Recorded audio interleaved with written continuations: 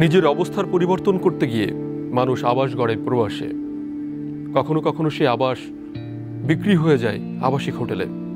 কেমন কাটে প্রবাসীদের সেই আবাসিক হোটেলের জীবন? সেই বিভীষিকাময় জীবনের গল্প নিয়ে মাই স্টোরির আজকের এই পর্ব। সুপ্রিয় দর্শক, আমি মরু ভাস্কর মাই স্টোরির নতুন সিজন নিয়ে আবারও আপনাদের সামনে। সঙ্গত কারণেই আমাদের আজকের উপস্থিত অতিথির নাম এবং পরিচয় আমরা প্রকাশ করছি না। কেমন আছেন? হ্যাঁ, ভালো আছি। আপনি কেমন আছেন? ভালো আছি। দেশে ফিরলেন কবে? 1 মাস হয়েছে। এখন কেমন আছেন? এখন আছি মোটামুটি, এত ভালো নাই, শরীর আমার বেশি ভালো না, অসুস্থ আমি। আপনার পাশে যিনি আছেন উনি কে? উনি আমার হাজবেন্ড। কেমন আছেন? ভালো আছে। আপনার এই প্রবাসের যে বিভীষিকাময় জীবন, সেই জীবনের গল্পটা যদি আমাদের বলতেন। বিদেশের কথা কি বলবো, মানে এতটাই ওইখানে অসুস্থ ছিলাম আমি, যা বলার বাইরে। যতটুকু শেয়ার করা যায় আমাদের সঙ্গে শেয়ার করেন। আমার ওইখানে যখন আমি গিয়েছিলাম তখন 2-1 দিন ভালোই আমার দিন কাটে। যখন 2-1 দিন পরে যখন আরো সময় যাচ্ছে তখন বুঝতে পারছি যে আমার সময়টা এখানে ভালো যাবে না। কিরকম? যখন গেছি তখন সবাই আমার সাথে খুব ভালো ব্যবহার, খুব আচরণ ভালো দেখাচ্ছে। ওখানে আরো মেয়েরা ছিল। মানে কারা আপনার সঙ্গে ভালো ব্যবহার, ভালো আচরণ করছে? মানে যাদের কাছে আমি প্রথম গিয়েছিলাম তারা 2-1 দিন আমার সাথে খুব ভালো ব্যবহার করছে। কাদের কাছে গেলেন? গেছি হলো আপনার ওইখানে এক রেস্টুরেন্টের মালিকের কথা বলে আমাকে নিয়ে গেছিল, কিন্তু এটা রেস্টুরেন্ট ছিল না। মানে কিসের রেস্টুরেন্ট? খাবারের রেস্টুরেন্টের কথা বলছিল, যে এটা রেস্টুরেন্ট কাজ দিবে আমাকে, ওইটারের কাজ করতে হবে। রেস্টুরেন্টের ওয়েটারের কাজ? ওইটারের কাজ করতে হবে। আপনি কি এখানে কোনো প্রশিক্ষণ নিয়েছিলেন? না, কোনো কিছুই নেই। তো আমি যখন আমার সাথে কথাবার্তা হয় বিদেশের ব্যাপার নিয়ে, তখন আমি জিজ্ঞেস করছি যে ট্রেনিং নিতে হবে কিনা বা আমার কোনো ভাষা শিখতে হবে কিনা। তো ওনারা বলছে যে কিছুই শিখতে হবে না, ওইখানে সব বাঙালি মেয়েরা আছে, ভাষা শিখতে হবে না। কয় তুমি হিন্দি জানো? আমাকে হ্যাঁ আমি জানি। আমি শুধু একটুকুই বলছি। তো আমি বলছি ওখানে তো বাইরে গেলে আরবি ভাষা শিখতে হয়, আমি যেটা জানি ট্রেনিং সেন্টারে ট্রেনিং নিতে হয়। তো ওনারা বলছে যে না, কিছুই নিতে হবে না আপনার। মানে আরবি ভাষা কেন শিখতে হবে? আপনি কোন দেশে ছিলেন? আমি দুবাই গেছিলাম। দুবাই? হ্যাঁ। তো আমি যতটুকু জানি যে দুবাই গেলে আরবি ভাষা তো আমার শিখতে হবে, আরবি হিন্দি দুইটাই লাগবে, যে কোম্পানি জব করি আমি। তো ওরা আমাকে 15 দিনের মধ্যে বিদেশ পাঠায় দিয়েছে। আমি যে বিষয়টা বুঝতে পারিনি, যে আমি তো জানি যে 1-2 মাস সময় লাগবে, ওইখানে 15 দিনের ভিতরে আমাকে বিদেশ পাঠায় মানে এই যে আপনাকে 15 দিনের মধ্যে বিদেশ পাঠিয়ে দিচ্ছে, আপনাকে বলছে কোনো ট্রেনিং লাগবে না, আপনার কি একবারও সন্দেহ হয়নি? সন্দেহ হয়েছে। তো আমার যে বান্ধবী, যার মাধ্যমে আমি গেছি, তো ও আমাকে সাপোর্ট করলো যে তোর কিছুই লাগবে না, ওইখানে বাঙালি মেয়ে আছে সাপোর্ট করার জন্য, আমার বান্ধবীরা আছে, সমস্যা নেই। আচ্ছা। তো ওদের কথা বিশ্বাস করে আমি চলে গেছি। পরে যাওয়ার পরে তো দেখি ভিন্ন সব কিছু। মানে ভিন্ন কি? ভিন্ন বলতে কি, ওইখানে 2-3 দিন আমি রেস্টে ছিলাম, 2-3 দিন তো কাজে যাইনি। যখন 4 দিনের মাথায় আমাকে নিয়ে গেছে, ওইটা একটা ডান্স ক্লাব ছিল, কোনো রেস্টুরেন্টটা। Dubai dance club? হ্যাঁ, দুবাই ডান্স ক্লাব। ওইখানে নিয়ে গেছে। তারপর আমি কাদের ডান্স ক্লাব এটা?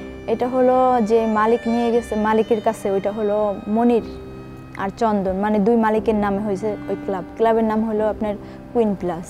এটা কি ওনাদের আসল নাম? এখন ভাইয়া ওনারা তো আসল নাম কিনা জানি না, ওইখানে কেউ আসল নাম বলে না, কিন্তু আমি যেই নামে চিনি ওইটাই আমি এখানে তুলে ধরছি আর কি। মানে ওটা কি বাঙালি হোটেল? বাঙালি হোটেল। আচ্ছা। তা আপনি ওখানে কি করতেন? ওইখানে ডান্স করতে বলতো, কিন্তু আমি তো কিছুই পারি না, কারণ আমরা তো ওই ধরনের মেয়ে না যে আমি ডান্স করব। দাঁড়িয়ে থাকতাম, কথা শুনতে হইতো। পরে আস্তে আস্তে ওইখানে আমাকে 2 মাস রাখলো তারা। 2 মাস রাখার পরে তারা সিদ্ধান্ত নিছে, কেন তাদের কথা আমি শুনি না, তারা যেটা করতে বলে আমি ওইটা শুনি না। তারপরে তারা বাধ্য করে আপনাকে কি করতে বলতো? আপনি ডান্স করতে বলতো। এখানে গেস্ট বসে থাকবে, ওদের সামনে ডান্স করতে। শুধু ডান্স? হ্যাঁ, ডান্স করতে হবে। ওইখান থেকে মেয়ের চয়েস হলো ওরা রুমে নিয়ে যায় মেয়েদেরকে। রুমে কেন নেবে? রুমে নেয়, তারা শারীরিক সম্পর্ক করার জন্য রুমে নিয়ে যায়। ওইখানে মালিকদেরকে টাকা দেয়। ওইখানে মনে করেন মেয়ে 22টা 23টা মেয়ে, এক ওনাদের 3টা ক্লাব, এক এক নামে করে 3টা ক্লাব। ওই ক্লাবের থেকে মেয়েদেরকে নিয়ে যায়। একটু পুরো বিষয়টা একটু খুলে বলেন। আপনার কাজের সময় বা মানে কিভাবে পুরো বিষয়টা হতো আর কি? ওইটা আপনার ভোর বিকাল 4টা থেকে ভোর 4টা পর্যন্ত ডিউটি হতো। আচ্ছা। আর ওইখানে বিভিন্ন কোয়ালিটির মেয়েরা আছে, এক এক মেয়েরা এক এক রকমের ড্রেস পরে যেত, যেমন লেহেঙ্গা, শাড়ি, বেশি শাড়িটাই চলো এখানে। তো ওই শাড়ি পরে সবাই ডান্স করতো, ওইখান থেকে যে কোনো মেয়েদের চয়েস করে তারপর ওরা রুমে নিয়ে যেত। সবাই কি বাঙালি? হ্যাঁ, সব বাঙালি আছে, ইন্ডিয়ান মেয়েরা আছে, পাকিস্তানি, মানে বিভিন্ন মেয়েরা মিশানো আর কি। মানে কোন কোন দেশ? এটা আপনার আমি তো ভাই এত মেয়েদের সাথে মিশি নেই বেশি, কারণ আমি ওখানে বেশি দিন ছিলাম না। ওইখান থেকে ওরা আমাকে অন্য জায়গায় ট্রান্সফার করে দিছে। কতজন ছিলেন আপনারা ওইখানে? টোটালি মেয়েরা ছিলাম 60 জন, মানে এক এক ক্লাবে 22 জন 23 জন করে মেয়ে। এই 60 জন কি একসঙ্গে থাকতেন নাকি আলাদা আলাদা? একই, মানে থাকার জায়গা হয়েছে এক জায়গায়, কিন্তু ডিউটির সময় যে যারা আলাদা স্থানে চলে যেত, মানে একটা ডরমিটরির মতো। হ্যাঁ। আচ্ছা, তারপরে মানে আপনাদের ডিউটিতে যাওয়ার পরে কি হতো? ডিউটিতে যাওয়ার পর ওই যেভাবে ডান্স করতে বলতো ওইভাবে ডান্স না করলে কথা শোনাতো, যে কেন পারবা না, আসছো কেন, টাকা দিয়ে কিনে নিয়ে আসছে, তোমার দালালের টাকা দিতে হয়েছে। মানে আপনি তো বললেন যে আপনি বিদেশে গেছেন, আর ওরা বলছে আপনাকে কিনে নিয়েছে, এটা হ্যাঁ, বুঝলাম মানে না। দালালের মাধ্যমে আমাকে যে পাঠাইছে, যে দালালে, ওই দালাল আমাকে পাঠিয়ে টাকা খাইছে, মানে ওরা আমাকে কিনে নিয়েছে ওর কাছ থেকে। সেটা তার আমি জানি না, আমি যাওয়ার পর জানছি যে আমাকে কিনে নিয়েছে। টাকার বিনিময়ে হলো আমার এখন এগুলো করতে হবে, তারা যে কথা বলে ওইটা আমার শুনতে হবে। কেমন আপনার? হ্যাঁ, আমার অনেক অস্বস্তি লাগতো ওদের ওই কথাগুলো শুনতে। অনেক ছেলেরা বসে থাকতো ওইখানে, ডান্স করতে বলতো।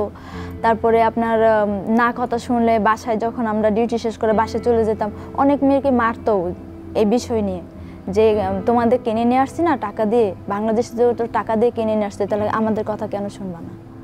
যখন ওই কথাগুলো যখন না শুনতাম, তখনকার মানে বিভিন্ন ধরনের বাবা মা তুলে বকাবাজ্য করতো, খারাপ ব্যবহার করতো, বাজার সময় দেখা যেত খাবারও দিত না, এইরকম পরিস্থিতি। মারতো? মানে কি দিয়ে মারতো? ওদের লাঠি আসছিল একটা, যে আপনার বাংলাদেশে ওই যে বেতের লাঠিগুলো বলে না, ওইগুলা ওদের কাছে আছে, ওই লাঠি দিয়ে মারতো। আর বিশেষ যদি লাঠি না থাকতো, লাথি দিত, আর নাই থাপ্পড় দিত। এটাই ছিল ওদের মার। আর যদি মায়েরও কাজ না হতো, খাবার বন্ধ করে দিত। খাবার বন্ধ করে দিত। কতদিন খাবার পেতেন না? 2 দিন শাস্তি, টানা 2 দিন। পানিও না? কোনো খাবারই দিবে না, বন্ধ করে রাখবো রুমের ভিতরে, যে তুমি যদি কথা না শোনো তোমার এটা শাস্তি। 2 দিন টানা বন্ধ করে রাখবে রুমে, কোনো খাবার পানি কিছু দিব না, কারোর সাথে দেখাও করতে দিব না। আর মানে কি বাথরুম টাথরুম লাগলো তখন? হ্যাঁ, ভিতরে ওয়াশরুম আছে, ওইখানে বন্দি করে রাখতো। একটা মধ্যযুগীয় নির্যাতন। হ্যাঁ, ওইটা মানে বন্দিখানার মতন আর কি, মধ্যযুগীয় নির্যাতন করতো, ওইটাই নির্যাতন। তো আমাকে ওইখানে 2 মাস রাখার পরে যখন দেখে যে না আমি কোনো কথা শুনতেছি না, তারপরে আমাকে ডেরা ডুবাই বলে, আমি তো প্রথম ছিলাম আবুধাবি, ওইখান থেকে আমাকে ডেরা ডুবাই ট্রান্সফার করে দেয়। আপনাকে ডেরা ডুবাইতে কোথায় পাঠালো? ডেরা ডুবাই এটা মানে আমি যতটুকু জানি, ডেরা ডুবাই, আমি তো আর বাইরে কখনো বের হই না, জায়গার নামও বলতে পারি না, কিন্তু জানি ডেরা ডুবাই আমাকে দিয়ে দিচ্ছে। ওখানেও আরেকটা ডান্স ক্লাব? হ্যাঁ, ওইটা ডান্স ক্লাব ছিল না ভাইয়া, ঠিক আছে, ওইটা মেসেন সেন্টার বলে আর কি। মেসেন সেন্টার মানে? যেটা আর কি বলে বাংলা ভাষায়, মানে পাড়ায় দিয়ে আসছে আমাকে, ঠিক আছে, ওইটাকে মানে ওরা মানে পতিতালয়। হ্যাঁ, ওইখানে দিয়ে আসছে, ওরা বলছে যে এটা মেসেন সেন্টার, এটা বলে আমাকে দিয়ে চলে আসছে। মেসেজ সেন্টার, মাসাজ করে যেখানে। হ্যাঁ, ওইটা বলছে, কিন্তু আসলে মেসেন সেন্টার ছিল না ওইটা।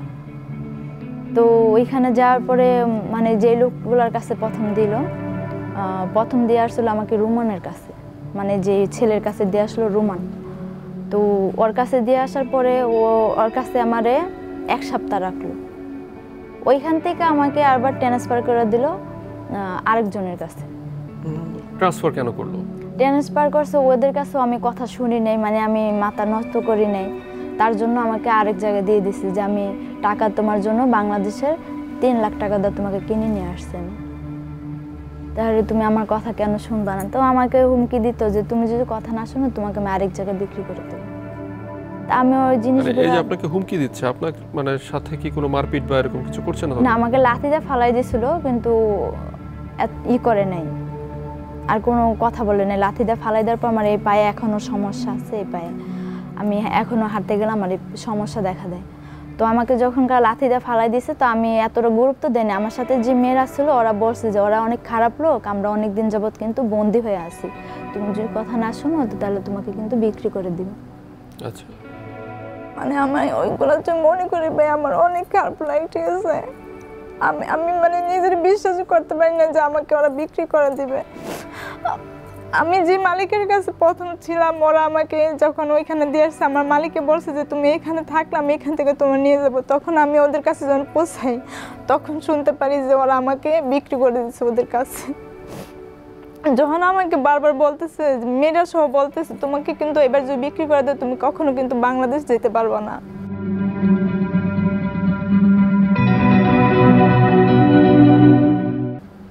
তো আমি জিনিসটা বেশি গুরুত্ব দেই নাই যে ওরা কি করতে পারবে।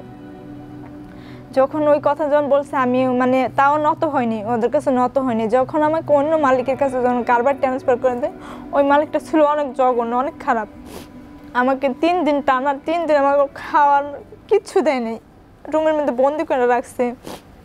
মোবাইল নিয়ে গেছে, আমি কথা বলতে পারি না, আমার ফ্যামিলি কারোর সাথে কথা বলতে পারি না। মোবাইল নিয়ে গেছে আমার যে বাচ্চা আছে, আমার বাচ্চার সাথেও আমি কথা বলতে পারি না।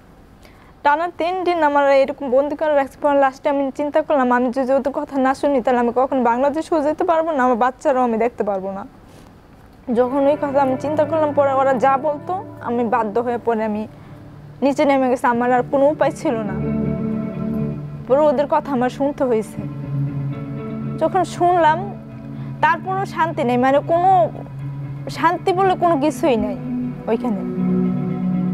তারপরও কথা শুনতে হয়, সবসময় বকা বাজ্যতা আসেই, বকা আসেই সবসময়, বাপ মা তুলা বকা। মানে প্রত্যেক কথা তোর কিনে নিয়ে আসছে না, একটা ডায়লগই ওদের মুখে ছিল সবসময়।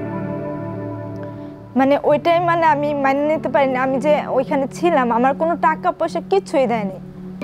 আমি যে টোটালি মানে দুবাইতে আমি 4 মাসে যে ছিলাম, 4 মাসে কোনো টাকা পয়সা কোনো কিছু আমাকে দেয়নি। বরঞ্চ আমার বাংলাদেশে আমি যখন আসি আমি টাকা দিয়ে আমার আসতে হয়েছে। এতটা জঘন্য ওরা, মানে বলার বাইরে। আর মানুষ না, কুকুরের চেয়েও খারাপ।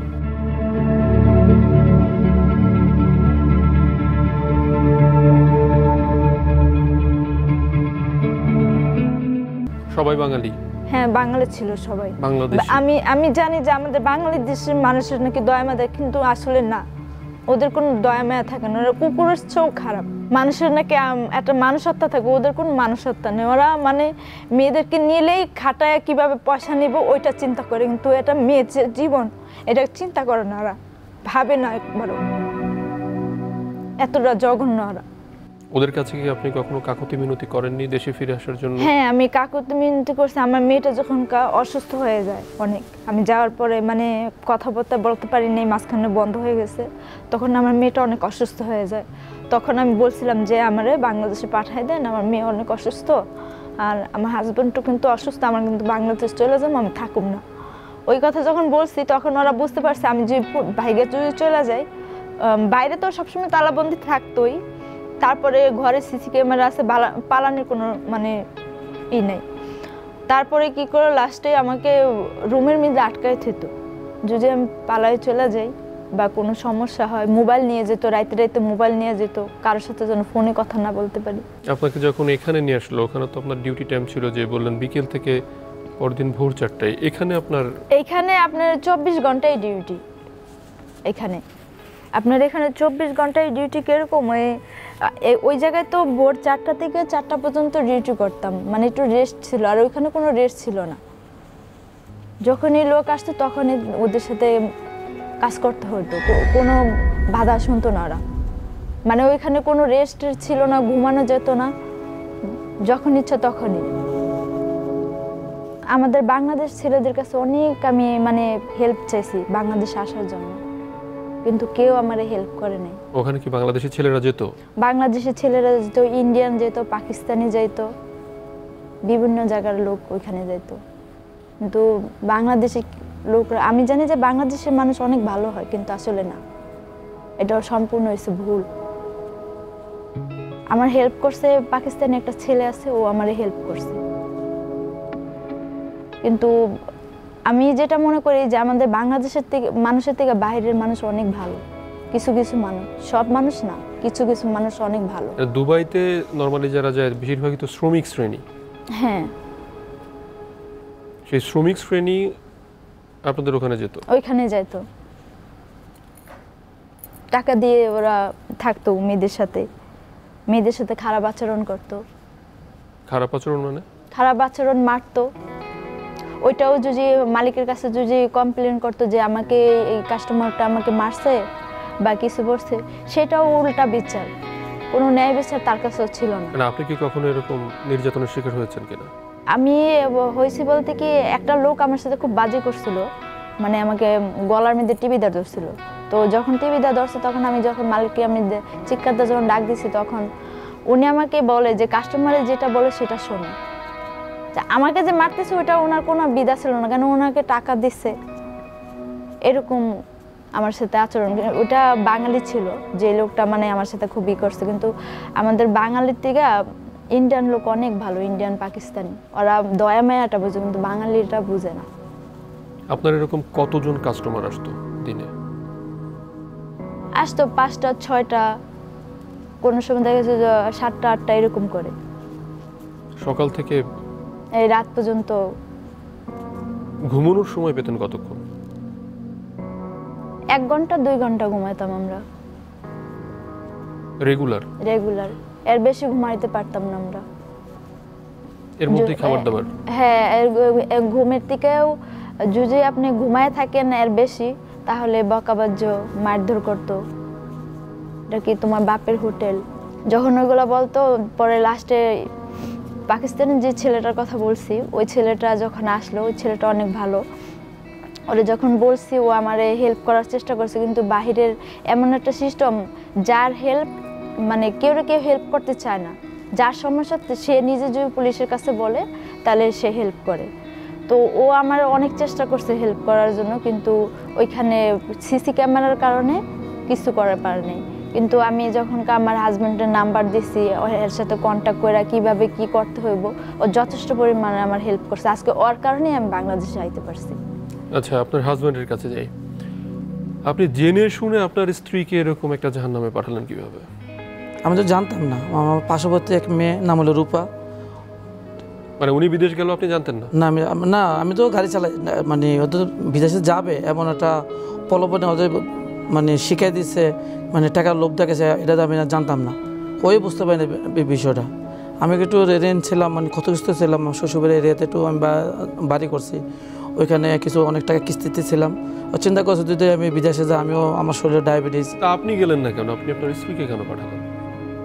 ওই যে লোভে পড়ে, মানে ওরা প্রলোভন দেখাইছে, তুমি বিদেশে যাও, যাইলে তোমার স্বামীর জন্য হাতে অসুস্থ, তুমি বিদেশে এনে খাবারের হোটেল আছে, যদি কাজ টাজ করো তো তোমার কিন্তু মানে সফল মানে একটু ঋণগ্রস্ত হয়ে একটু ফিরে যেতে পারবা।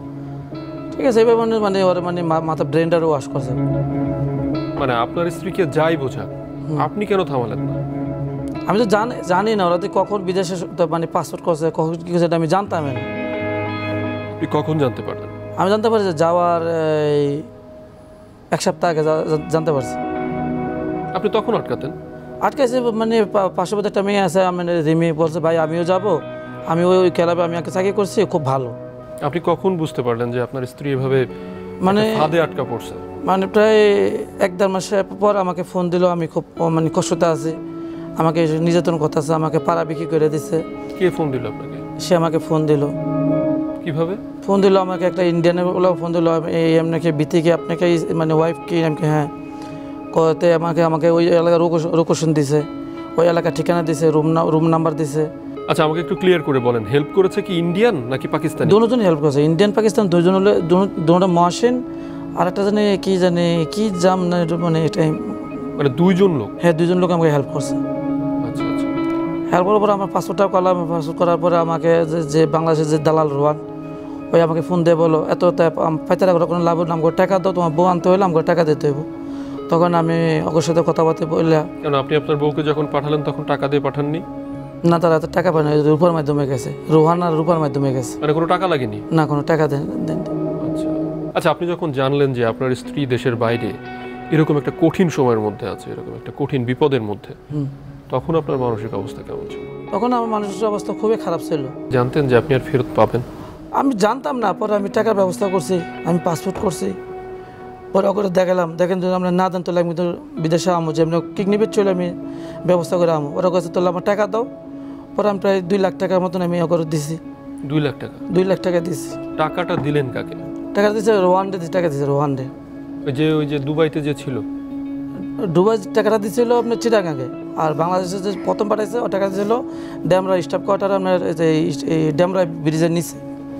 ব্রিজের নিচে কিভাবে? ওরা ফোনে ফোনে কথা হয়েছে বঙ্গমার্কেটের থেকে, মানে সূত্র ধরে ফোনে কথা হয়ে আমি ওই জায়গায় গেছি। কাকে দিলেন টাকাটা? টাকাটা রোয়ানের মানে ওইখানে একটা ফিলার আছে, ফিলারের সাইডে টাকা রাখছি, ওরা নিয়ে গেছে। বুঝিনি, মানে একটু বুঝাই বলেন। মানে ফোন বঙ্গমার্কেট তোমার কত হয়েছে, মানে এইভাবে যাইতে হবে ঠিকানা হাজিরনগর যাওয়ার ড্যামরা স্টাফ কোয়ার্টার গেছি। স্টাফ কোয়ার্টার থেকে কইছে এই জায়গায় আসো, এই জায়গায় টাকাটা রেখে যাও, তুমি রেখে চলে যাবা, আমরা টাকা নিয়ে নেব। টাকা পেলো কিনা আপনি শিওর হবেন কিভাবে? পরে ওর বন্ধু মধ্যে শিওর হয়েছে, আমার ফোন দিছে, এটা টাকা আমরা পাইছি। এখানে কত টাকা দিলেন? এনে 1 লাখ টাকা দিচ্ছি। আচ্ছা, আর বাকি টাকা? বাকি টাকা চিটাং দিছে, আপনার চিটাং চকরিয়ার আগে একটা গ্যাস পাম্পে দিচ্ছি 1 লাখ টাকা। মানে গ্যাস পাম্পে কাকে দিলেন?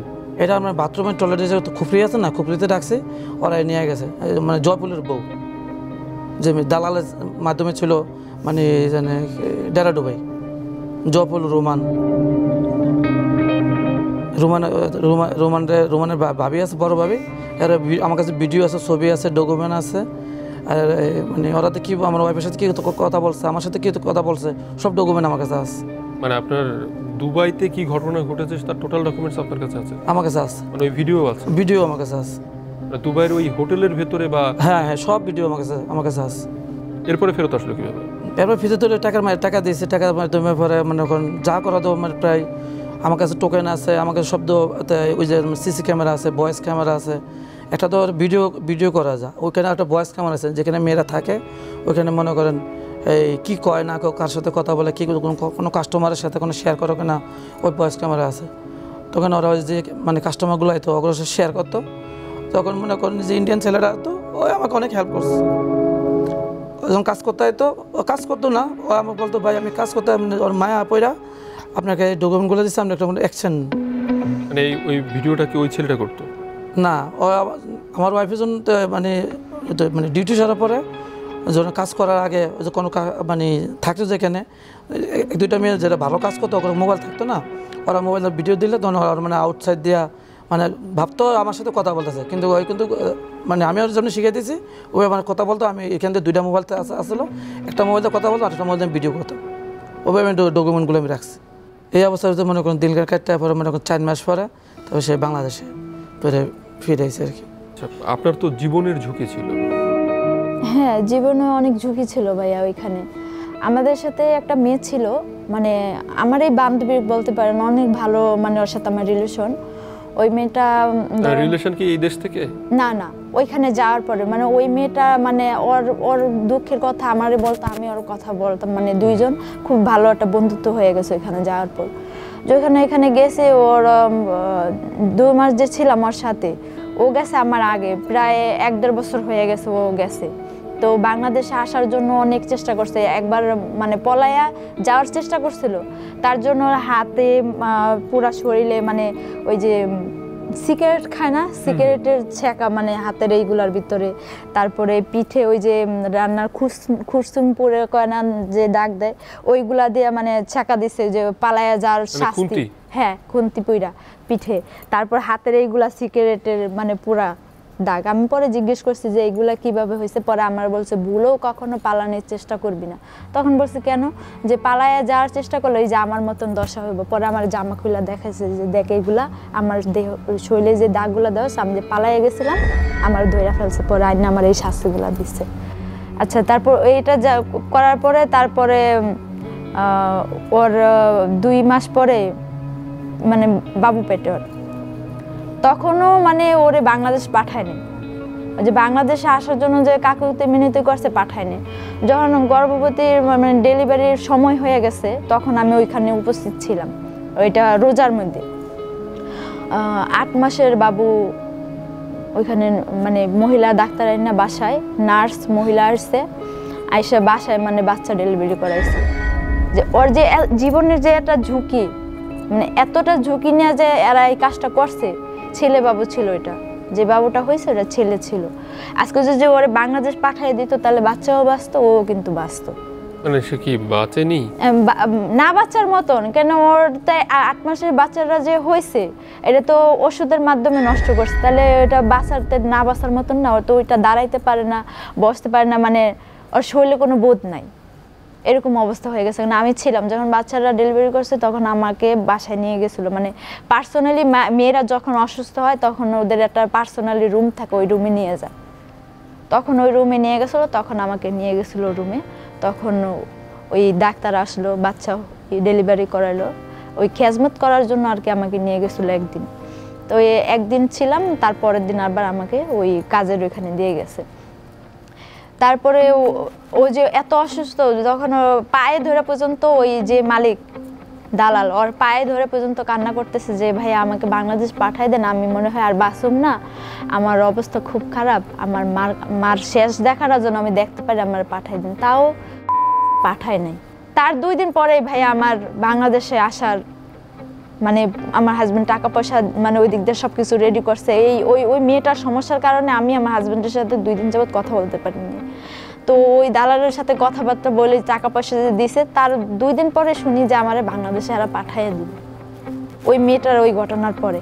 আর 2 দিন আগে তারপরে আরেকটা মেয়ের মানে করেন শারীরিক সম্পর্ক করতে করতে ওই মেয়ের মনে গলা চেপে ধরছে নাকি, ওই মেয়েটা ওইখানেই মারা গেছে। ওই মেয়েটার লাশ এখনো আসেনি, ওইখানেই রয়েছে। ওই মেয়েটার 2টা ছেলে মেয়ে আছে, একটা ছেলে একটা মেয়ে। মেয়েটার বয়স 7 বছর, ছেলেটার বয়স 3 বছর। এই 2টা বাচ্চা রেখে বিদেশ গেছে। ওই মেয়েটা ওইখানে মারা গেছে, লাশ বলছে ওরা পাঠাই দিব। কিভাবে পাঠাইবো? ওইখান থেকে তো ওরাই তো চুরি করা থাকে, তাহলে লাশটা কিভাবে পাঠাবে? লাশটা পাঠাইতে গেলে তো ওরা ধরা খেয়ে যাবে, পাঠায় নেই। কি করছে তারপর আর আমি জানি না, আমি তো আইসা পড়ছি। তো ওই প্রবাসের জীবনটা যে গেছে একবার, তারা বুঝতে পারে যে ওইটা কতটা নরক হতে পারে। আপনাদের এই যে বিভীষিকাময় জীবন, সুস্থ তো ছিলেন না, না। আপনারা বাঁচতেন কিভাবে? ওই যে আমাদের বিভিন্ন ওষুধ খাওয়াইতো, অ্যান্টিবায়োটিক। হ্যাঁ, অ্যান্টিবায়োটিক 6টা করে দৈনিক খাইতে দিত আমাদের। আর আমাদের তো ওইখানে ঘুম হতো না, আমরা সর্বোচ্চ ঘুমাইতাম 1 ঘন্টা 1.5 ঘন্টা। মানে অ্যান্টিবায়োটিক 6টা মানে ওই যে আমরা কাজের প্রতি যেন মন থাকে, ওই অ্যান্টিবায়োটিক পাহাড়ি ওষুধ, কেন ওইগুলা প্রত্যেক দিন মিলামেশা করলে তো শরীর হাত পা ব্যথা, তার জন্য বিভিন্ন অ্যান্টিবায়োটিক খাওয়াইতো, ব্যথার ওষুধ বলে বলে খাওয়াইতো আমাদের। আর আমাদের তো এমনি তো ঘুম হইতো না। ওষুধের কালার কি ছিল? কালার ছিল ধরেন সাদা, নীল, তারপরে লাল, এরকম কালার ছিল ওইগুলা। আপনি কি কখনো তারপরে ওই যে কলজা কালার বলে না, ওইরকম কালার মিলানো 6টা করে ওষুধ দিত আমাদের, তো আর প্যাকেট দিত না। আমরা যে কথাগুলো বলি যে বিভিন্ন ধরনের অসুখ, HIV, এইডস বা সিফিলিস, গনোরিয়া, এই যে ভয়ঙ্কর সংক্রামক যৌনবাহিত রোগ STD, এই ব্যাপারে কি আপনারা সচেতন ছিলেন ওই জায়গায়? না, কোনো সচেতন কোনো কিছুই ছিল না এখানে, কোনো প্রোটেকশন কোনো কিছুই ছিল না। যে প্রোটেকশন যদি থাকতো, তার ওই যে আমার যে বান্ধবীটা যে অসুস্থ হয়েছে, তাহলে তো গর্ভবতী হইতো না, আর ওর এত বড় সমস্যা হইতো না। যারা প্রবাসে আছে বা আমাদের যারা প্রবাসী আছে বাংলাদেশি, যারা আপনাদের কাছে গেছে, হ্যাঁ, ওরা ওই যে আমাদের প্রবাসী যে বাংলাদেশি যে ভাইরা যে যায় যে বলে যে আমরা বেতন পাই না, এই পাই না, কিন্তু আসলে না, এটা ভুল। ওরা ঠিকই টাকা পয়সা পায় ভাইয়া, ওই যে আমাদের মতন মেয়েরা যখন বিদেশে যাও, আমাদের মতন মেয়েদের পেছনে টাকা নষ্ট করে ফেলে। কেমন টাকা খরচ হতো? হ্যাঁ, বাংলাদেশের ধরেন 6,000-7,000 টাকা দৈনিক খরচ করতো প্রবাসীর ওই ছেলেরা এই বাংলাদেশে প্রত্যেক দিনই বাংলায় আসতো। আর ওই যে বলে আমরা যখন মোবাইলে দেখি যে মা বাবার কান্নাকাটি করে ছেলে বিদেশ পাঠাইছে, টাকা পায় না, কিন্তু আসলে না, বেতন বিদেশে প্রবাসী যে ছেলেরা যায় বেতন ঠিকই পায়, ওই যে আমাদের মতন মেয়েরা যখন যায় ওদের পিছনে টাকা নষ্ট করে ফেলে। আপনাদের কাছে যারা আসতেন তারা কি ধরনের প্রবাসী ছিলেন, মানে বাঙালি যারা যেতেন কি পেশায় ছিলেন? ধরেন রড মিস্ত্রি, তারপরে হোটেলের কুকার হিসাবে, বিভিন্ন জায়গার কাজে আর কি। কেউ দেখা যায় যে হসপিটালের ক্লিনিক হিসাবে গেছে, বিভিন্ন জায়গার মানে ওইখানে তো কাজের অভাব নেই বিদেশের বাড়িতে। আপনার অভিজ্ঞতার আলোকে যারা বিদেশে যেতে চায় তাদের ব্যাপারে কি বলতে চান? আমি চাই যে আমি যে ভুক্তভোগী হয়েছি কোনো মেয়ে যেন বিদেশে না যায়, কারণ বিদেশে যে গেছে একবার সে বুঝতে পারে যে মরণের হাত থেকে বেশি আমি কিন্তু বাঁচে আইছি। আমি যে কখনো বাংলাদেশে আসবো আমি কিন্তু কখনো ভাবি নাই, কারণ প্রত্যেকটা মুহূর্তে মনে হয়েছে যেমন আমি আজকেই মরে যাব। তো আমার মতন আমি চাই আমার মতন কোনো মেয়ে যেন বিদেশে না যায়, বিশেষ করে দুবাই, কোনো দেশেই যেন না যায়। মেয়েদের জন্য বিদেশ ভালো না। আজকে যদি ওই মেয়েটার মতন, যে মেয়েটা মারা গেছে, যদি ওর মতন মরে যেতাম তাহলে বিদেশের মাটিতেই পড়ে থাকতে হইতো, বাংলাদেশ সমান রাষ্ট্র আসতো না। তা আমি চাই আমার মতন কোনো মেয়ে বিদেশ যেন না যায়।